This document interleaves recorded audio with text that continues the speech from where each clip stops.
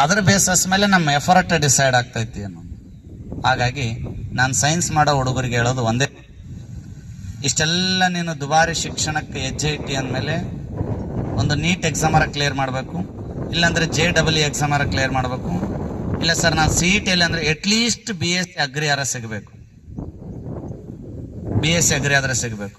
ಈ ಮೂರನ್ನ ನೀವು ಯಾರು ಕಾನ್ಸಂಟ್ರೇಷನ್ ಮಾಡ್ತೀರಿ ನೋಡಿ, 100% ನಿಮ್ಮ ದೇವರು ಒಂದಿಲ್ಲ ಒಂದು ಕೊಡ್ತಾನೆ ಅನ್ನೋ, ಒಂದಿಲ್ಲ ಒಂದೇನಾದ್ರೆ ಕೊಡ್ತಾನೆ ಅನ್ನೋದು. ಓಕೆ, ಈಗ ಸೈನ್ಸಿಗೆ ಬಂದಿರಿ, ಇಲ್ಲಿ ಒಳ್ಳೆ ಅದ್ಭುತವಾದಂಥ ಒಂದು ಕಾಲೇಜನ್ನು ಚೂಸ್ ಮಾಡ್ಕೊಂಡ್ರಿ. ಸ್ವಲ್ಪ ಶಿಕ್ಷಣ ಅನ್ನುವಂಥದ್ದು ಆ ಏಜ್ ಹೆಂಗಿರುತ್ತೆ ಅಂದರೆ ಯಾವುದೇ ಹೇಳಿದ್ರು ಸಹಿತ ಫೋರ್ಸ್ಬಲೇ ಹೇಳ್ಬೇಕಾಕೈತಿ. ಹಾಗಾಗಿ ಟೀಚರ್ ಸ್ವಲ್ಪ ಬೈದು ಹೇಳ್ತಾರೆ ಅನ್ನಿಸ್ತೈತಿ, ಇವ್ರೇನಪ್ಪ ನಮಗೆ ಫ್ರೀಡಮೇ ಕೊಡಲ್ಲ ಅನ್ನಿಸ್ತೈತಿ.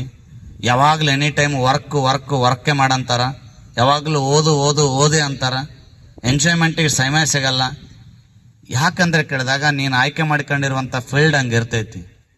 ಅದಕ್ಕಾಗಿ ಸೈನ್ಸಲ್ಲಿ ತುಂಬ ಅದ್ಭುತವಾಗಿ ನೀಟ್ ಯಾರು ಕ್ಲಿಯರ್ ಮಾಡ್ತೀರಿ ಅವ್ರಿಗೆಲ್ಲ ಟೀಚರ್ಸ್ ಹೇಳಿದಾಗೆ ನಮಗೆ ಫಿಸಿಕ್ಸ್ ಆಗಿರ್ಬೋದು, ಕೆಮಿಸ್ಟ್ರಿ ಆಗಿರ್ಬೋದು, ಬಯಾಲಜಿ ಆಗಿರ್ಬೋದು ತುಂಬ ಸ್ಟ್ರಾಂಗ್ ಮಾಡ್ಕೋಬೇಕು. ಇಲ್ಲ ಸರ್ ನಮಗೆ ನೀಟ್ ಮೇಲೆ ಸ್ವಲ್ಪ ಕಡಿಮೆ ಏನಂದರೆ ಆಸಕ್ತಿ ಇದೆ, ನಾ JEE ಕ್ಲಿಯರ್ ಮಾಡ್ತೀನಿ ಅನ್ನೋದಾಗಿತ್ತು ಅಂದರೆ ಮ್ಯಾಥಮೆಟಿಕ್ಸನ್ನು ರಾತ್ರಿ 2 ಗಂಟೆಗೆ ಬಂದು ಎಬ್ಸಿದ್ರು ಸಹಿತ ನಾನು ಮಾಡ್ತೀನಿ ಅನ್ನುವಂಥ ಕಾನ್ಫಿಡೆಂಟ್ ಲೆವೆಲನ್ನು ಬಿಲ್ಡ್ ಮಾಡ್ಕೋಬೇಕು.